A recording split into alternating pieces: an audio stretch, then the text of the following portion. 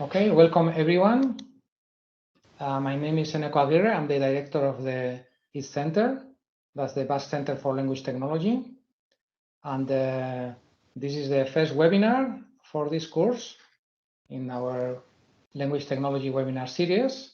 And this is given in conjunction with the master, with our Erasmus Mundus Master in Language Technologies. This is in a series of webinars, so you can find recordings of previous webinars in that web page. And this is the list of upcoming talks that we are having. So first of all, we are honored by having Evelyn Mender. I will introduce her in a minute, but we are also very excited about the lineup for next year with Heng Yi, Smeranda Muresan, Ralph Schluter, and Marco Baroni. You can see here the dates, and we hope to have other speakers as well. And they will be announced, so you can keep up to date with these webinars and with information and joining the list in that URL. So let me introduce Emily Bender. She's a professor of linguistics and adjunct professor in the School of Computer Science in the Information School at the University of Washington, when she's been faculty for a few years. Her research interests include multilingual grammar engineering, computational semantics, and societal impacts of language technology.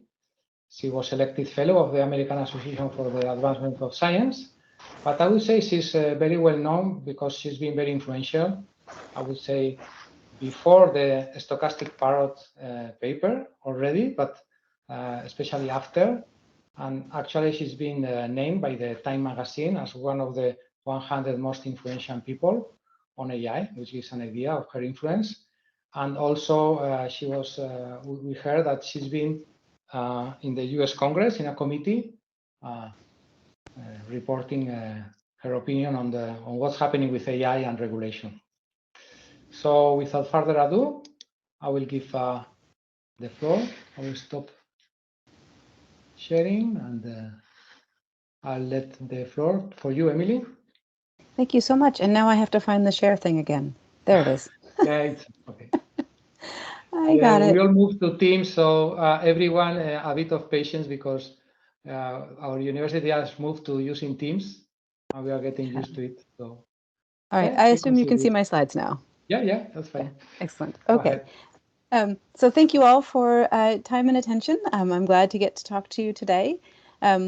The topic here is meaning making with artificial interlocutors and risks of language technology. And I don't know if you can see her, but my cat Euler has just joined me here. She will be helping. The main thing I want to say about this slide is that here is a link where you can get a copy of the slides. And I have done that because I want you to be able to get access to the works cited. So the PDF version has the bibliography, and that link will be on the first few slides, and then it will come back on the very last one in case you didn't catch it and changed your mind and decided that you want it. In a nutshell, what I'm doing in this talk is as follows. One thing about people is that we are remarkably quick to make meaning of language that we encounter, and in doing so, we imagine a mind behind that language. The psycholinguists call this automaticity of language processing, and it's not 100%, but it is really fast, and some things can block us from basically very quickly making sense of language we encounter, but not a lot. On the flip side, artificial agents have at best limited capacity for communicative intent, and some, including the very famous ChatGPT, natural language systems have no capacity for communicative intent. If we want to mitigate the risks of language technology, we're going to have to recognize and account for these facts rather than taking advantage of them, as I see companies doing. So in outline, I'm going to talk some about meaning making in conversation between humans. Then I will talk about computers and communicative intent, and then what happens when humans encounter computer-generated text with some examples of failure modes and risks, and then some thoughts about mitigation strategies. And the cat is really helping. Okay, so starting with an anecdote from M.A.K. Halliday, picked up again by Barbara Partee. In the London subway system, there's these signs near the escalators that say dogs must be carried. So we've got one person with their cute little poodle here who says, up you go. And then another person with a very large dog who says, oh no. And then Another passenger comes by saying, no muddy paws for me. But this passenger gets a different interpretation and says, no one told me I had to bring a dog. And then if it's a linguist walking by, they sit down and ponder the sign. M.A.K. Halliday notes that the interpretation depends on intonation. So dogs must be carried is how you would say it, where you mean if you have a dog, you have to carry it. But dogs must be carried is if you're going to be on this escalator, you have to be carrying a dog. And Barbara Partey's observation is that information structure, which we usually think of as pragmatics rather than semantics, can actually affect the truth conditions, which we think of as semantics rather than pragmatics. All right, so all that to say, that sign will come back, but basically the meaning is not in the text, it is something we do in interpreting the text. And to make that even more vivid, I have an example here that involves a language. If you speak and read this language, pretend that you don't, or just sit back and feel smug.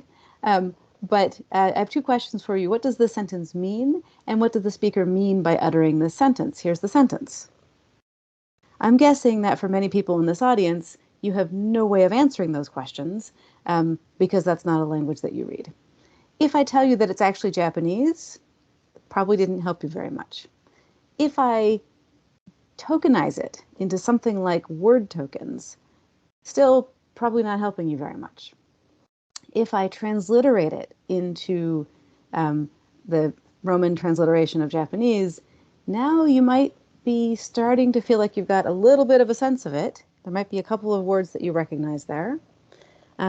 If I translate the content words, now you might start having a pretty strong guess as to what this sentence means. And if I give you the function words glossed as well, you might be pretty confident that you've got the meaning of the sentence, which is still a separate question of what the speaker means by uttering it. And you are probably wrong because you might not know that Japanese is a head final language. So this actually means, according to the teacher or teachers, girls like Pokemon more than boys do. So the girls is the subject, the boys is the point of comparison. And usually people who don't speak Japanese get that last bit flipped around.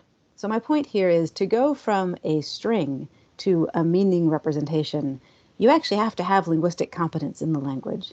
And the language is more than just strings of words, but actually structures.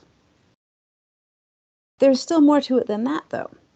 So if we have that grammatical lexical knowledge, we can get from a text to what's called its standing or conventional meaning, but that's actually only the first step in our sense-making process. So we take that standing meaning, we take sort of common sense and world knowledge, and we take coherence relations, that is our hypotheses about how that sentence relates to the rest of the discourse, and from that we calculate what are called public commitments, that is the thing that the speaker is on record as having said.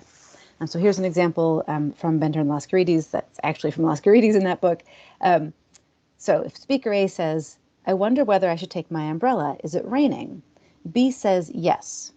And then A says, oh, so you think I should take my umbrella? And B can say, I didn't say that. So when B says yes, the standing meaning of yes is just agree with some previous thing. But in context, the coherence relation between question and answer has to hold between those first two utterances. And so yes has to be the answer to, is it raining? And so for B is on record as being publicly committed to the statement, it is raining, even though B didn't literally say it is raining. In the next step, though, A says, oh, so you think I should take my umbrella? And that would be, a reasonable further sort of inference that A could make, given all of that. But B didn't say so, and B didn't say anything that adds up to public commitments. So we have public commitments that come from the standing meaning plus common sense plus coherence relations, and then we have this even further step that gets called perlocutionary consequences. That is the further inferences or actions or beliefs that happen because of something that someone said and how someone else interpreted it. So big picture, the meaning is not in the text. We use the text to do a whole bunch of inference to get to some meaning. This is done not on an individual basis, but as a joint activity. There's a wonderful book by Herb Clark called Using Language, which has this interesting property that it doesn't feel dense when you're reading it, but it is impossible to summarize. It's impossible to say what he said in fewer words. It's a strange book that way. But anyway, he goes deep into how when we're having a conversation, we have multiple participants who each take on roles. We have public goals that are acknowledged between the participants, but maybe also private goals. The activity is built up out of smaller activities. There are some conventional and non-conventional procedures involved. The joint activity has an entry and an exit, and those are also jointly sort of recognized and engineered by the participants. And these things are dynamic over time. Another interesting paper in this space is this paper by Baldwin, 1995, talking about intersubjectivity, that is the experience of not just focusing on the same thing at the same time as somebody else, but being mutually aware of that fact. And I love the bottom part of this quote. It is just this aspect of the joint attention experience, intersubjectivity, that makes simultaneous engagement with some third party of such social value to us.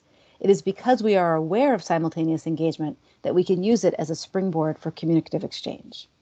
So all this to say that when we are communicating with people in that face-to-face, small group, sort of most fundamental setup, it is based on this intersubjectivity and reasoning about what the other person's thinking about, what they intend to communicate, and so on. In linguistics, that kind of communication is the most well-studied and arguably the most basic. But we also communicate with each other asynchronously and distantly. So this right now, for anybody who's with me on Thursday, November 2nd, not watching a recording is distant, but not asynchronous, but might be recorded and watched later. And so to you people, hey, we're interacting asynchronously. And when we do that, we are applying the same skills that we use in those face-to-face small group situations. Some sort of studies shoring up that observation. One is you can look into developmental psychology, and they find there that theory of mind developmental milestones are linked to reading comprehension. So sort of the more a child has learned about how to understand other people's points of view, the better they are at reading, which involves using that understanding of other people's points of view. And I also looked into the hermeneutics literature because that's all about, reading texts that are very distant in time. And Ricoeur here says, it's not that we can conceive of a text without an author. The tie between the speaker and the discourse is not abolished, but it is distended and complicated. So if we don't know the author, we still imagine the author. And it's worth pointing out that when we're interpreting texts, we lack the ability to confirm and repair understandings. So when we're in this basic face-to-face small group communication, we're also constantly monitoring each other, and we can ask for clarification, or we can see the need for clarification. We can't do that in the distant asynchronous case, but we are still projecting a model of mind. Okay, so in summary, communication is a joint activity in which we use language, among other signals, to convey and understand communicative intents, and we do this even when we're not co-present with our interlocutors. So can computers have communicative intent? Somebody needs to mute themselves. I'm getting echo. I could do about one turn like that, and then I can't keep up. Okay, so thinking about not computers, but first of all, that sign from the first example. Does that sign have communicative intent itself? Well, no, it's a piece of metal. It doesn't even have any moving parts, right? It is representing the communicative intent of some person or group of people. How about a calculator? Does that have communicative intent? Well, it can produce answers to different questions, so it's probably still best understood as representing some group of people's intent, that is, to provide accurate answers given some system of rules, I would say. What about a slot-filling dialogue agent like the old ATIS systems from the 1990s, which was about travel arrangements? Here you might say that the system is programmed to have the intent to elicit information about parameters of that flight scheduling request, and then specifically finding ones that map to concepts in its database.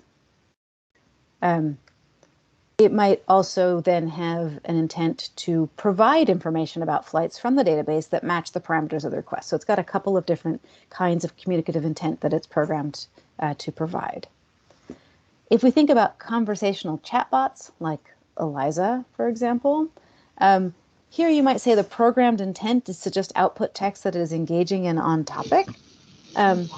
In that case, I would say that that is tenuous and too far removed from the standing meaning of the said text to say it's really the communicative intent of that text. Moving from communicative intent to public commitments. So remember, standing meaning plus common sense plus coherence relations is what gives us the public commitments. These things are called public commitments because we're on record as having said them, even if it's not there in the surface. If a person's public commitments turn out to be false, that means they're either lying or they're misinformed. And the question I want you to think about here is who or what is accountable for a machine's utterances, right? If ChatGPT says something that turns out to be false, as it frequently does, who's responsible for that content? I think we've got actually a big gap right there now. Going in the other direction, we can ask if computers can recognize communicative intent. So the dogs must be carried sign, obviously not. It's not recognizing anything. A calculator has a limited range of communicative intents that it can recognize. In particular, I wish to know what this expression evaluates to. The slot-filling dialogue system or a similar virtual assistant can recognize communicative intents within the range of actions that it is able to take. A language model as a chatbot, like the way ChatGPT works, no, it's not recognizing communicative intent. Its task is provide a plausible sequence of continuation there. And there's a nice paper by Kopp and Kramer who observe that work on so-called conversational AI has taken what they call a behavioralist turn, which means that it is not, as a sort of research area, it is now failing to model those aspects of human-human interaction that make it a joint activity. That is the co-construction of the activity and the mentalizing, the mutual awareness of each other's mental states. So if an agent can only recognize pre-programmed communicative intents, it cannot engage in the fullness of intersubjective joint activities. That's my conclusion from this section. All right, I have to put an interlude here. As Ineko mentioned at the beginning, I am well known for the stochastic parrots paper, which means that I frequently get people asking me, but aren't people just stochastic parrots too? Aren't we just repeating stuff? And it comes to things like, how do I know that you aren't just reflecting back patterns of language use and so on? So I find this argument inherently dehumanizing because the person making the argument is surely perceiving their own agency in speaking and otherwise. But asking this question at best casts doubt that the person they're talking to has similar agency, i.e. full humanity. So yes, we repurpose bits of language, but we do it with communicative intent and not just statistical patterns. Okay, so that was meaning making in human-human conversation and then computers and communicative intent. Now I'm going to look at what happens when humans encounter computer-generated text, talking about failure modes and risks. The first thing I want to point out is, again, the automaticity of meaning making. We can't help ourselves. And this will be fun. Does this play? No? Oh, shoot. Okay. So this, you can look it up as a video from Heider and Simmel, 1994, where it's just this little animation of these three shapes moving around. And in their study, they found that people were attributing personality characteristics to those shapes and constructing a narrative based only on the movements, right? But there's no dialogue. It's just these things moving around. And Meg Mitchell pointed out in this episode of the podcast Twimmel that she and I were on together, if we do that much interpretation of just shapes, imagine how much more we're doing when it's language. And I think that was a really keen observation. Not only that, not only are we making sense of the text and speech and sign from language that we know that we encounter, we're doing it based on the context that we bring to the situation. So if you think back to the people and the dogs, this person was happy because they like cuddling their small dog. This person was sad because their dog is too heavy to carry. This person was smug not to have a dog. This person got the other interpretation and worried that they should have a dog. And then linguists being linguists sat down and thought about the sentence. So we all do something different with the language we encounter because we bring our own context. And I now have my cat. Okay, so I'm going to show you some examples of meaning making in context where it has gone poorly or can go very poorly.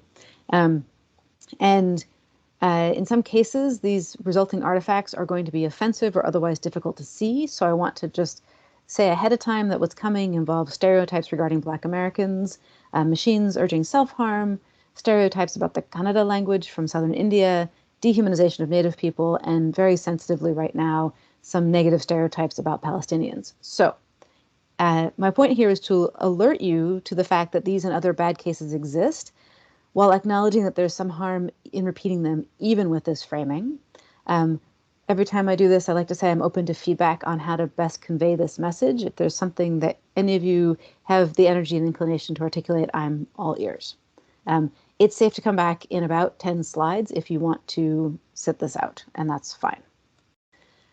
So example 1 involves templatic generation and then automatic placement of text. And this is from the work of Latanya Sweeney, who in 2013 noticed that African-American sounding names triggered different versions of ad copy than white sounding names in these ads placed by a few of these companies. So instantcheckmate.com, publicrecords.com, entails.com were advertising via Google for basically looking up information about people. And if it was a white sounding name, we got something like, we found Jill Schneider or located Jill Schneider. And if it was a African-American sounding name, it was things like Latanya Farrell, arrested. And even just this like public records found for, especially under that arrested, sounds ominous. And so what Professor Sweeney did was she went in and she constructed lists of names that did not correspond to anybody in any database who had been arrested and either sounded African-American or sounded white, and she found a stark difference here. So what, if any, communicative intent does the machine or the corporation behind it have here? Well, something like click here so we can get paid, or click here so that the advertising works. And at the same time, they were eliciting viewer behavior in order to choose among different versions of the ad, which is what ended up triggering that difference. What about the perlocutionary consequences? What are the other things that happened as a result of somebody interpreting that sentence? Well, I think it was that it was to cast suspicion about the person being searched for, regardless of the search context. And so if you were looking for somebody because you were thinking about hiring them, and then here comes this ad saying, were they arrested? That could be quite damaging. All right, next examples have to do with untethered generation. So Microsoft had a chatbot they let loose on Twitter in March 2016 that was yanked within 24 hours. It was designed to, in quotes, learn from its human interlocutors, and basically people got a hold of it and just trained it to parrot back awful stuff. GPT-3, so this is pre-ChatGPT, there was an app called Philosopher AI that used GPT-3, and it was being used by a third party to automate responses on Reddit, and it was only detected because it was too prodigious. It was one account that was posting too much. And so other Redditors said, this can't possibly be a person. Before it was taken down, it was engaging in discussions of sensitive topics, including conspiracy theories and suicide. The National Eating Disorder Association replaced this is in the US, its helpline with a chatbot. So they had human volunteers and then 6 paid staffers managing it, laid off those people, installed this chatbot that promptly started offering harmful dieting advice to people who were calling in about an eating disorder. And then there was this con called RoboLawyer, it was called DoNotPay.com, where somebody was trying to get people to use GPT-3 or similar to argue cases in court, which is absurd. All right, so what, if any, communicative intent does the machine have? Basically just engagement without commitment to content. And then how does public commitment or accountability function here? The question that I have is, if there's no control over the specific content, which human or organization would actually want to be accountable for it? And if you look at OpenAI's terms of service, they say the user is responsible for what comes back out of ChatGPT, which is basically just saying it's not us, right? What about perlocutionary consequences? Well, these are varied and drastic, especially in scenarios where the machine is presented as either possibly human or artificial but knowledgeable. Okay, example 6 is some incorrect answers presented authoritatively. There was a while where if you searched when did people come to America, you got this answer that referred to white settlers coming to the Americas. But if you searched when did humans come to America, you got an answer that had to do with the actual population of the continent millennia earlier. So again, what communicative intent does the machine have? Here it's programmed to try to provide an answer to the user's question from the linked document, pulling out the most relevant snippet. Who is publicly committed to the message? I would say that underlying text with its full context actually comes from the US Library of Congress, which is problematic in its own right. But that coherence relation of answer, this snippet answers your question, that's the public commitment of Google, who set it up that way. Perlocutionary consequences, we should consider what the searcher might learn from this answer, and considering especially native and non-native children in the US. Answers, so examples 7 and 8, and the next one is the awful one, by the way, about stereotypes of Palestinians, involve answering ill-formed questions. So for a while, if you searched ugliest language in India, it came back with, what is the ugliest language in India? The answer is Kannada, a language spoken by around 40 million people in South India. And then to add insult to injury, it offered to let you hear this out loud, which is just awful. The other one, if someone asks, and this, I checked it, it's actually still true. If you go to Google image search and you put what do terrorists wear on their head, you get back a bunch of media coverage of this problem, and also this problem that is information about the Palestinian kafia as an answer to this question. So it is just reflecting back terrible stereotypes, which are having drastic consequences in the world right now. Okay. So here, what's the communicative intent we might say the machine has? Again, it's to provide an answer to the user's question from the linked document, pulling out the most relevant snippet. What about public commitments? Well, answering a question with invalid presuppositions. So here, the presuppositions that there is such a thing as an ugliest language, or that there is characteristic headwear for terrorists. I should say, in that Google image search results, the right answer does come fairly far down. It's an image of the Ku Klux Klan. That was characteristic headwear for terrorists. Like their purpose is to terrorize people, and that headgear was associated with that purpose. The rest of the set of answers is garbage. So I guess maybe if you fix the definition of terrorist, the presupposition becomes valid, but I don't think it's valid in the way that question was asked originally. So if you answer a question that's got invalid presuppositions, you are implicitly accepting those presuppositions and validating them. So therefore, by answering, Google, the software in the company, is committed to there being some language that is recognized as the ugliest and some characteristic headgear for terrorists. And it's further committing to the specific answers. All right, perlocutionary consequences. We should think about someone who holds those presupposed beliefs and gets them reinforced. We should think about somebody who is subject to the stereotype and having the psychological harm of seeing that stereotype repeated. And worse than that, there's this sense that everyone must think so because Google's reflecting it back like that. And we should think about, bystanders who are affected when these beliefs are reinforced. I want to point out that this isn't just about decontextualizing, but actually also recontextualizing. That is, it's not just that Google's taking something out of context, but Google is creating a new context for it. And Sophia Noble already observed this with search results as a list of web pages in her book that was published in 2018. She says, in essence, the social context or meaning of derogatory or problematic Black women's representations in Google's ranking is normalized by virtue of their placement, making it easier for some people to believe that what exists on the page is strictly the result of the fact that more people are looking for Black women in pornography than anything else. This is because the public believes that what rises to the top in search is either the most popular or the most credible or both.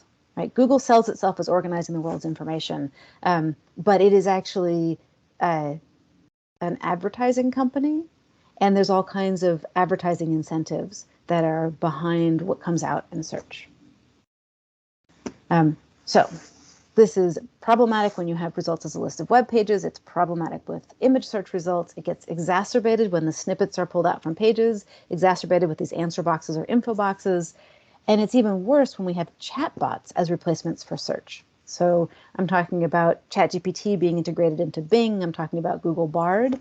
And I've been writing about this for a while. So Shah and Bender 2022 is from March of last year, where we saw these proposals coming out and we said, this is a terrible idea. It's not going to work well because that's not how language models work. And it's not, even if it did work well, it's not a good answer for information access. So in those papers, we go into those details some more. And again, the link will come up again at the end. The slides are online and I have all the references there. Okay, so when we're designing applications that involve text that is generated or placed in open-ended ways, we need to keep in mind a nuanced view of how meaning making happens.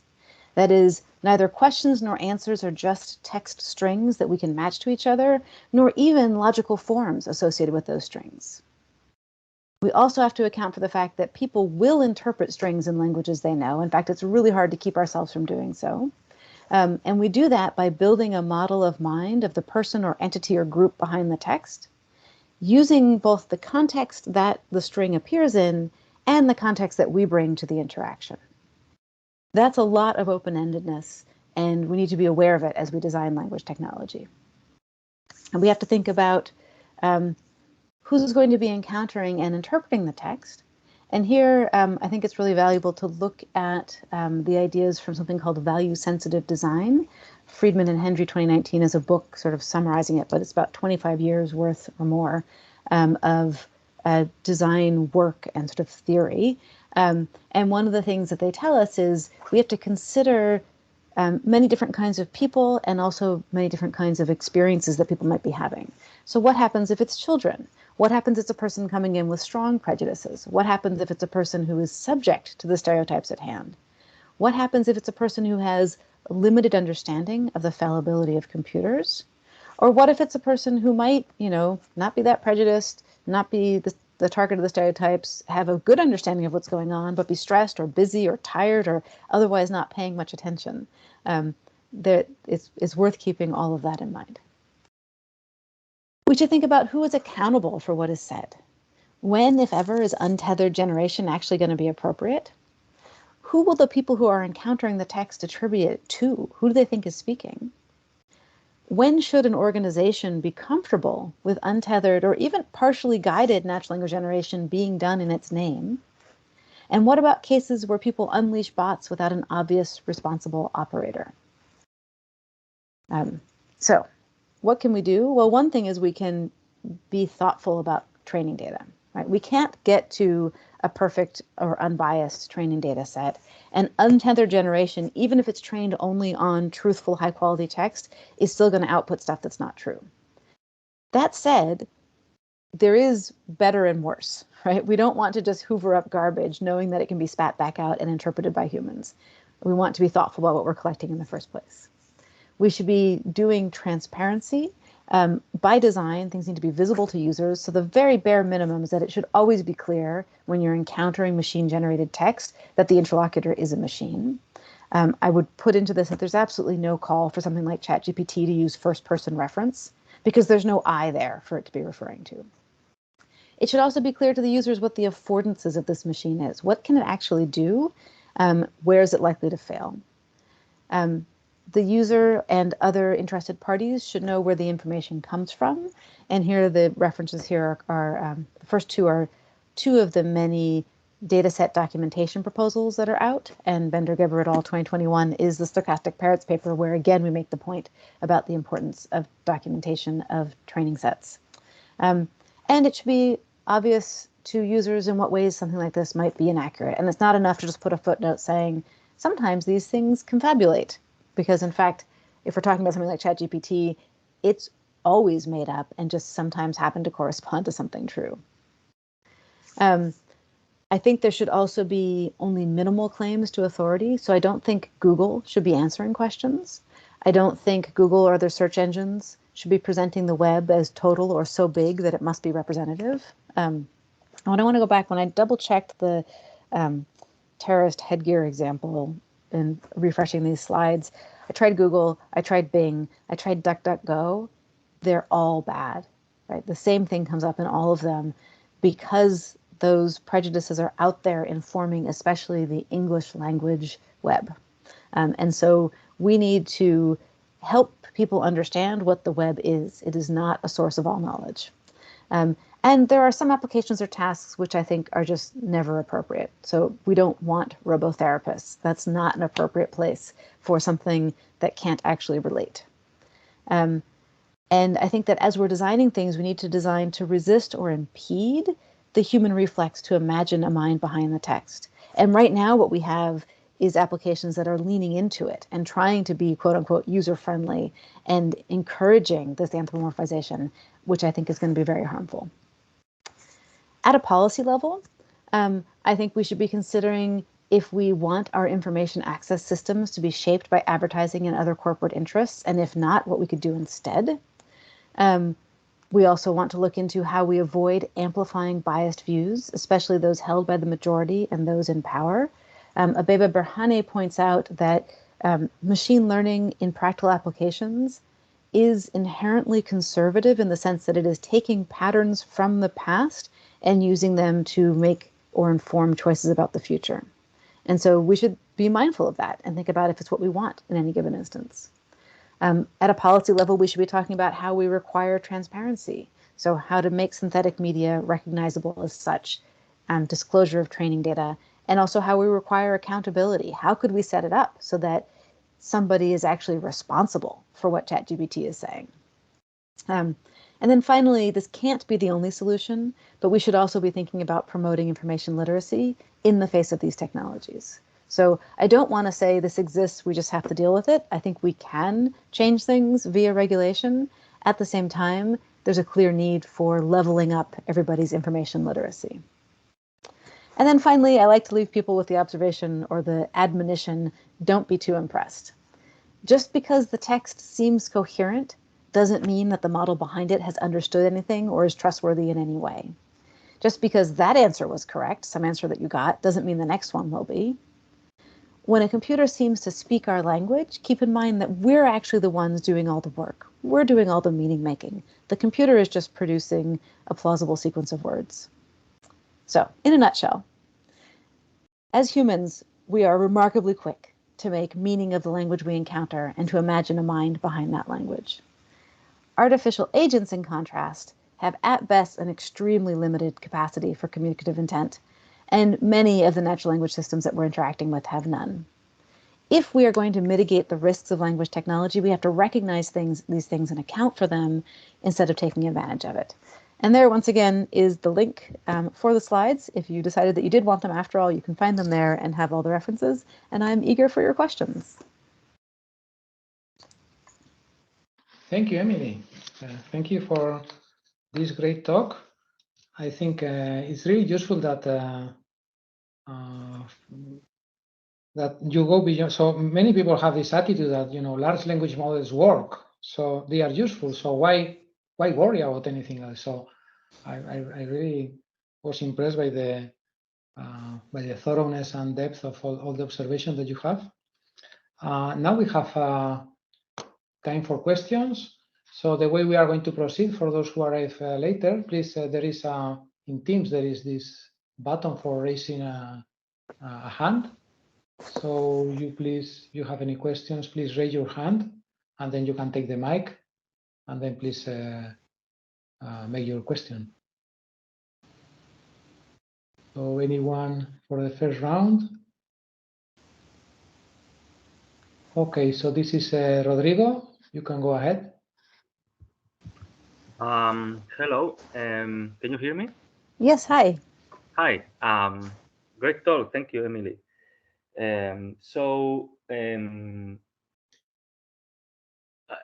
How can I put this? So when I thought one of the most interesting examples was about the one about the search engine in which it shows us the incorrect answer as stated by the National Library of Congress, which which I think it frames many difficult issues here, because on the one hand, one will take the National Library of Congress as an authoritative source, obviously, right? It's not like some blog that somebody wrote it at 3 in the morning, having a beer or something.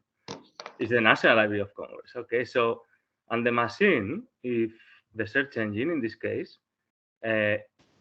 one could think that in informal terms, it's actually doing its job. It's actually finding a relevant string that answers the query, right? However, the content of the answer, in this case, we know that it is incorrect. So what I like to point out here is that people, users, can go to a library in the States and they can read these issues. And you can get many history books in many languages, not only in English, and you can get this kind of observations about these facts. Okay, so I mean, there is a little. I think there is, on the one hand, the fact that the search engine found this snippet, which one will say perhaps that it was the most relevant snippet because it looks very like a good answer to the informal terms. Okay, I'm saying, to the query. But on the one hand, we know that what is written here is incorrect, or it could be harmful, as you say, because, well, it's got obviously it's perpetuating stereotypes about the native Americans. But so just to finish this very long question, what I like to mention is, so here the perlocutionary effects, or the publicity commitments, and all these issues that I think are very interesting, it shouldn't only be assigned to Google in this case because it was the developer of the search engine. Because here it's just retrieving source data that somebody else wrote, a person or several people wrote this.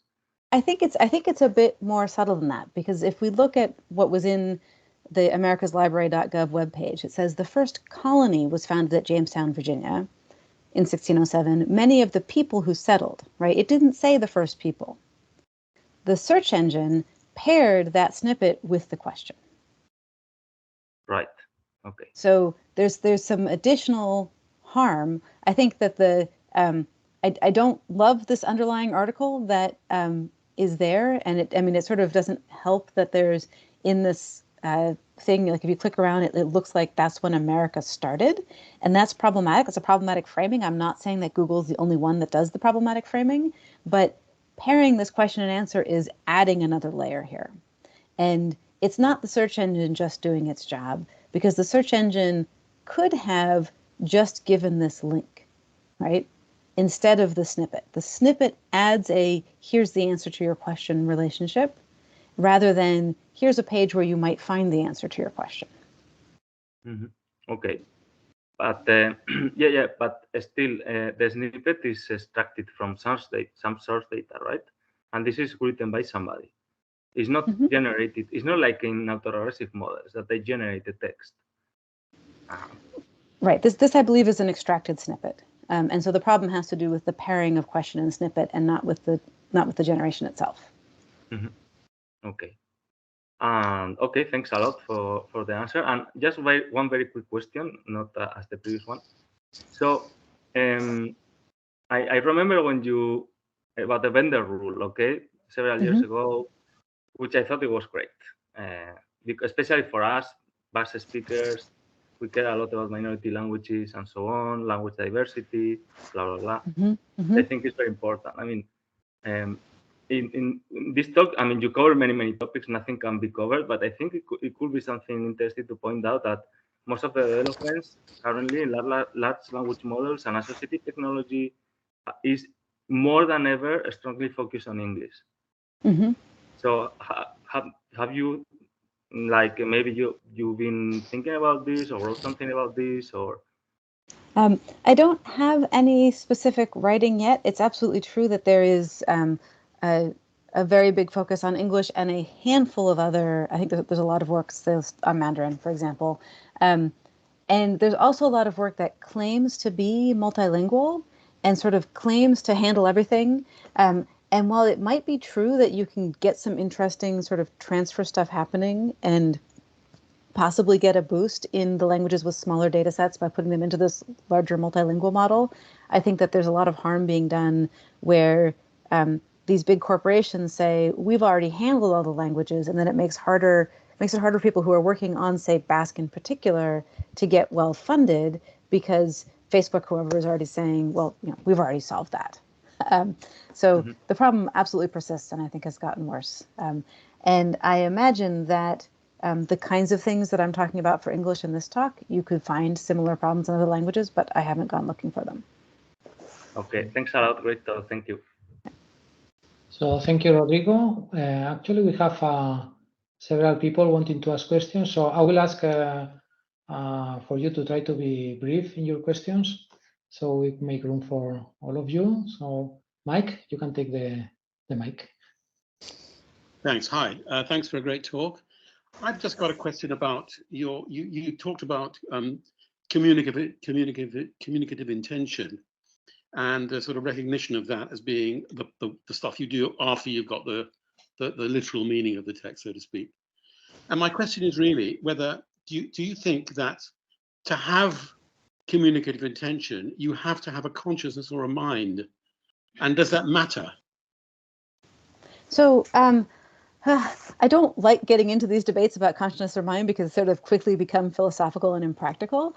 I think we can talk about communicative intent, both having and recognizing, in constrained, programmed contexts. So if I tell a virtual assistant to turn on the radio and it does, or to turn off the lights and it does, I would say it has recognized my communicative intent. And sometimes in those back and forths, it comes back with a question. Because it is programmed to do so. And so I think it is programmed at that point to have a very narrow communicative intent. I think it's worth keeping an eye on the fact that the more fluent sounding the system is, the more likely we are to imagine that it has experiences like we do, and we have to sort of keep track of that imagining because that's on our side. But I think we can usefully talk about intents and recognizing intents in a narrow programmed sense and not worry about questions of consciousness. Yeah, I mean, I just, I was thinking, think of a dog standing at a door and really wanting to get out of that door and sort of asking you if you can go out. That kind of intent is much more like a simplified version of what I call communicative intent than a machine that's sort of just doing something it's been programmed to do. And I don't know if it makes any difference, really. Yeah. No, one of my ongoing frustrations is how much the field of computational linguistics / natural language processing has been co-opted by the project of AI to the point that people talk about it as if the only point in doing what we do is to build AI and to build artificial consciousness and things like that. And I'm bored of that, frankly. There's plenty of other reasons to do language technology and to use computers to study language that have nothing to do with the project of AI. So I'm very fine with, practical, narrow communicative intents in dialogue systems. Okay, thanks a lot. Thank you. Jose, can take the mic. Yeah, thank you. Professor Emilie, this was a very informative presentation. I really learned quite a few things. I never heard about the stochastic parrot concept before, but I was curious in terms of how we as human repeat stuff. Are we just simply repeating stuff, or are we repeating the things that somehow enforce pre-existing concepts or ideas or beliefs or affirmations that we have? So in other words, is it just simple repetition, or we just repeating whatever enforce what we already believe? So our intention is somehow attached to what we're repeating. And also the concept of intention, is it something that a machine can have? Or is it whatever the creator of that machine put into the machine? Like, can we transfer our intention to the machine and see the machine as having the intention, or is it the intention of the creator? Okay, so for humans and repetition, I think there's many different ways in which we repeat things. You can imagine a context where you have a whole group of people and a leader of the group saying, repeat after me. This happens, I think, in a lot of religious ceremonies.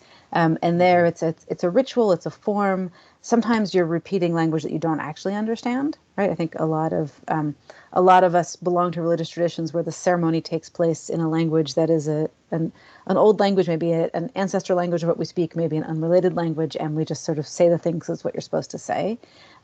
Sometimes we're repeating things that we do understand, and we're maybe reinforcing ideas for ourselves, and maybe that's part of the point of having people repeat. But there's another kind of repetition where you think about memes, right? So a meme is a form, an idea that references a whole bunch of other things, and then you tweak it a little bit to express something else. And you are both sort of repeating what's happened in the past and using that to make your point now.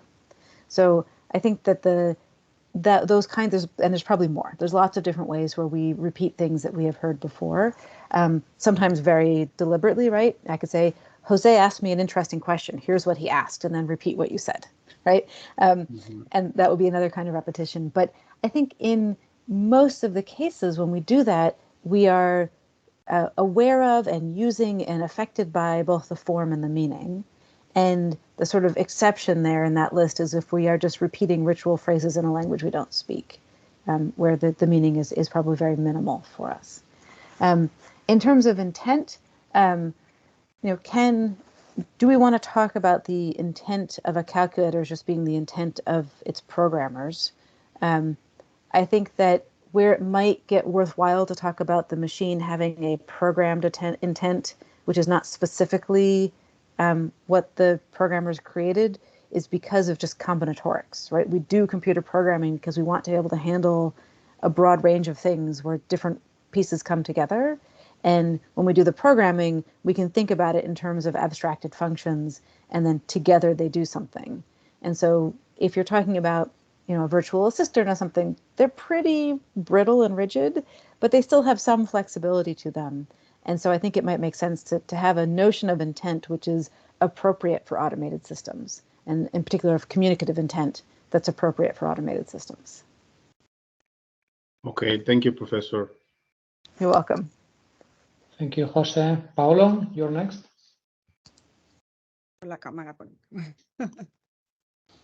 Hi, thanks for the interesting talk. The laptop is mine, but the clever questions will be made by my colleague, Berta Chulbi, who is a social psychologist. Yeah, thank you, Paolo. No, only one comment and one question. First comment is about stochastic parrots. I mean, humans are not a stochastic parrot because we have feelings. It's true that we could repeat the common places of our family, but one day we don't feel comfortable with this and we react. That's why human civilization has evolved. I mean, it's true that during my childhood, I will repeat my mother's opinions, but sometime I will suffer repeating my mother's opinions. I will change. And that is very important. Please, when someone asks if humans are stochastic parrots, said that we have emotions that are able to stop with a pattern. If not, I mean, we don't have new social movements reclaiming things, because it's from the suffering of the people that we start to speak in another way. Then this was a comment. I'm sure you know this, but only for the audience.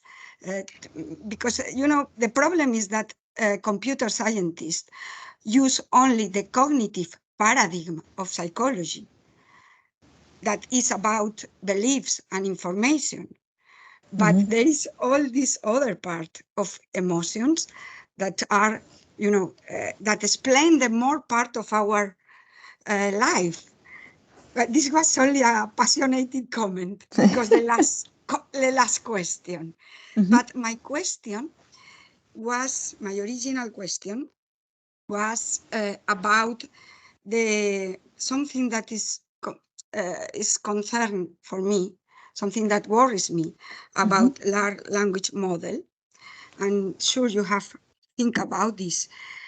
It's true that humans use heuristics to elaborate the meaning. The meaning is not in the text because we use heuristics to interpret the text. And for me, the more problematic thing in large language model is that the author disappears. And the author of a text is one of the most powerful heuristics that we use to elaborate the meaning.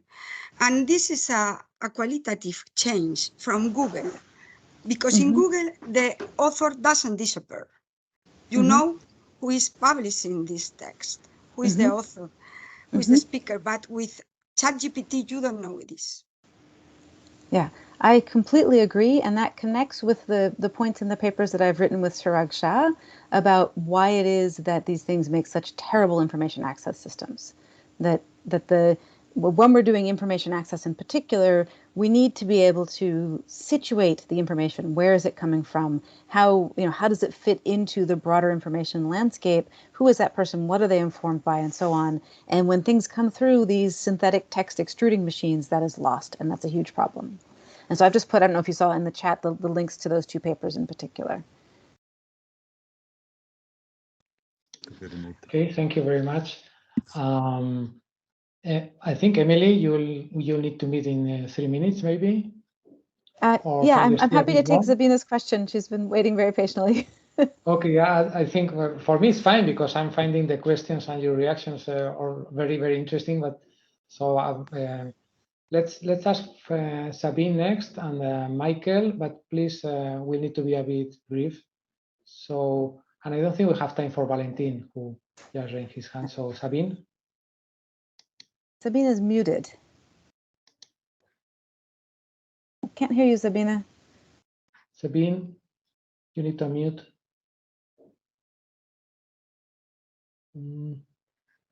Okay, we'll get back to Sabine in a minute. Okay. Maybe, yeah, are you there, Sabine? Okay, so in the meantime, maybe we can have Michael Muller. Thank you. I think I'm audible. Emily, thank you for a wonderful talk.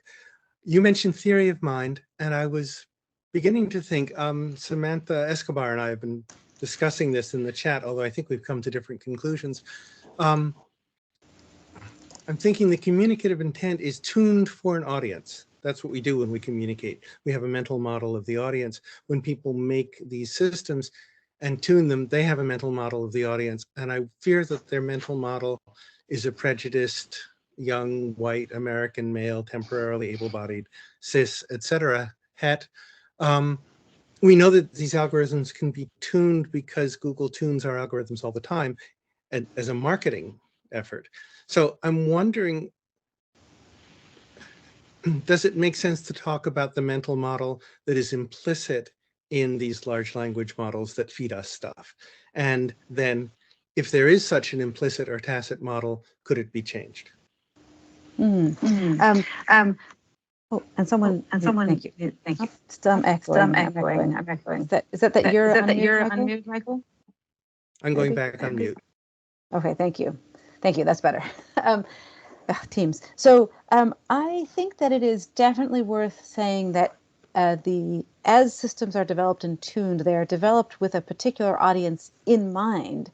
But whose mind is that? It's the mind of the developers, not the model, and sort of keeping that separate. And certainly the reinforcement learning from human feedback stuff that OpenAI, for example, famously outsourced in a very exploitative fashion to Kenya, is based around an American set of sensibilities, which sort of gestures towards inclusivity, but doesn't really engage with the needs of the broad public. And I also think that there's sort of two separate problems here, right? There's in general, when we're using machine learning, we need to keep track of biases and think about who the impacted stakeholders are going to be and how to design with a broader public in mind rather than just the privileged few. But at the same time, tuning a synthetic text extruding machine to be more inclusive is I guess, better than doing it without, but it's still just a bad idea to be interacting with untethered generated text. So I feel like there's even better places to put our energy. I'll continue in email or on Slack later. Thank you so much. Yeah, thank you. Okay, thank you. I don't know if Sabine, you could arrange your mic to work. I'm a little bit inept with the Teams buttons. Sorry. I wanted to lower my hand, but I wanted to say thank you, Emily. I think your talk brings home something that's very dear to me, is that if we try to find certain things in these language models, it's our proclivity to see patterns in things. Whether it's there or not is a matter of interpretation and use and all. And I think one thing my question to you would be, can we use these language models to actually use that as an educating tool to bring people to understand that these are things that have these kind of design choices, right? So the functionality comes from design choices, not from some kind of inherent intent or something that will have certain consequences. And that in the end, the machine, even that thing with, you know, Jamestown being the first colony, there's some truth in that, you know? It's not, you require to look at it. It's the statement itself was what it is. Is it an answer to your question? It's on you, the person who's reading it, because the same thing happens when you talk to people. If I ask people on the street how to get to the place I'm looking for, they can point, you know, famously in all different directions, very authoritatively. And I have that same, the obligation is on me, right, to stay with it and to not just blindly say, this is an answer to possibly an even ill-formed question. And I wonder whether you think we can use these models to bring that point home, that you are never just, you should never abdicate that responsibility for your own sense making. That's a really interesting question. And I do like the idea of helping people become self-aware of their own sense making and their responsibility for it. I'm always worried about saying it's the same between machines and people. So trying to figure out how to finesse that will be part of it. And then the other side is that like I don't use ChatGPT as a rule. I avoid reading output of synthetic text that people send me because like I've got enough real things to read. Why would I waste my time with synthetic text? And so to do this as like here's a lesson plan, I would want to find something that is less energy intensive, that involves more ethical data collection and so on, rather than lifting up. You didn't say ChatGPT, but just sort of thinking like what would we use if we are promoting this as sort of a way to do a lesson plan around it. I would want to pick something other than ChatGPT, but it's interesting thoughts. Okay, thank you very much, Emily. I think we need to end the webinar here. So let's give her a big round of applause. I'm the only one with the mic. Thank you all so much. That's me. So, okay. Thank you, and also for the very interesting questions from the audience. And I'm sorry we don't have time for other people who wanted to do questions. Okay, so I'll just say goodbye. Thank you all, and I'll post a slide where if you want to recommend this talk, it will be recorded. So the URL will show where you can find the recordings and the next webinars in the series. Okay, so thank you all, and I'll post this slide. Thank you. Bye.